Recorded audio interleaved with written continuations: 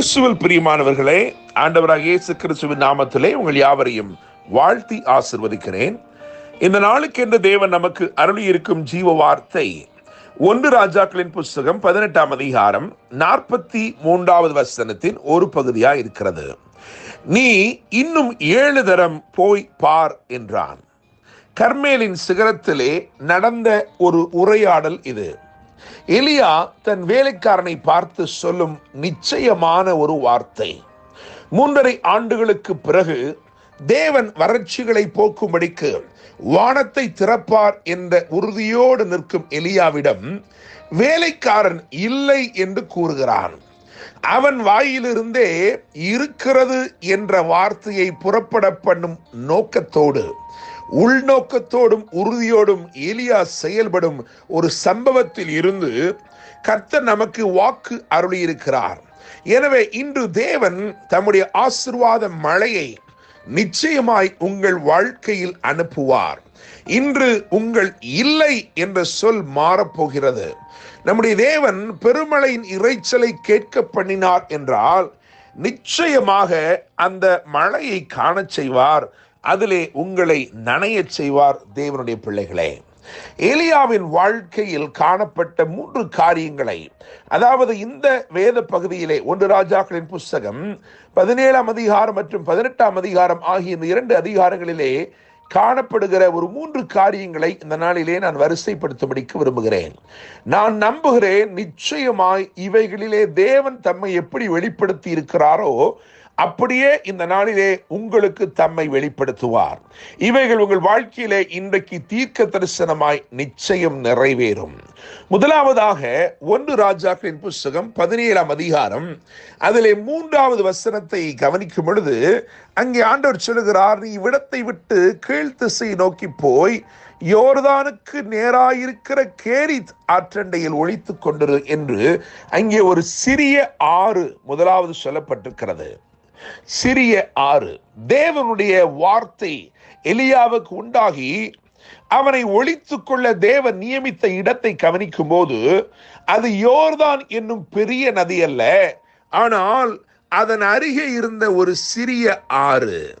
இதிலே தேவனுடைய வழி நடத்துதலை பார்க்கிறோம். எனவே முதலாவதாக வழி நடத்தும் தேவன் வித்தியாசமான விதத்திலே, நம்மால் புரிந்து கொள்ள முடியாத விதத்திலே, நமக்கு ஆச்சரியமாய் இருக்கிற விதத்திலே தேவன் நடத்துகிறார். ஆயினும் அவருடைய நடத்துதலுக்கு நாம் இடம் கொடுக்கும் போது அவருடைய விசேஷங்களை நாம் நிச்சயமாய் கண்டுகொள்ள முடியும். என கேட்கிற தேவனுடைய பிள்ளைகளே, யோர்தான் ஒரு பெரிய நதிதான்.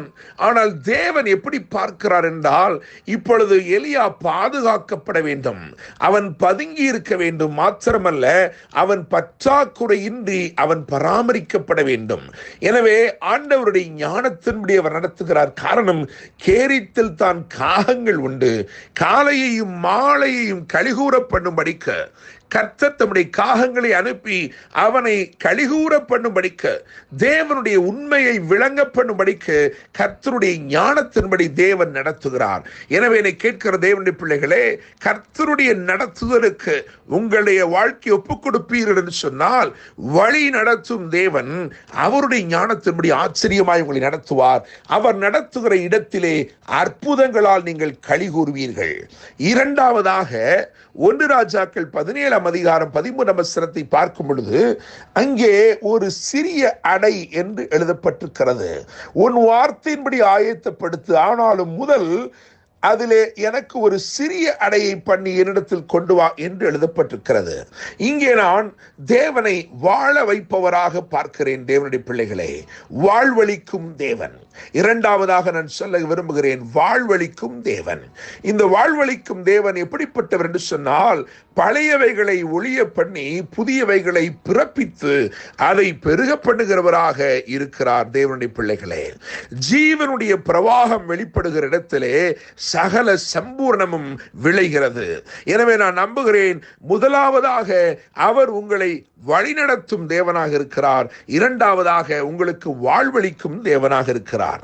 மூன்றாவதாக 1 ராஜாக்கள் 18ஆம் அதிகாரம் அதிலே 44வது வசனத்தை கவனிக்கும் பொழுது அங்கே ஒரு சிறிய அடையாளம், ஒரு சிறிய மேகம் எழும்புவதாக வேதத்தில் எழுதப்பட்டிருக்கிறது.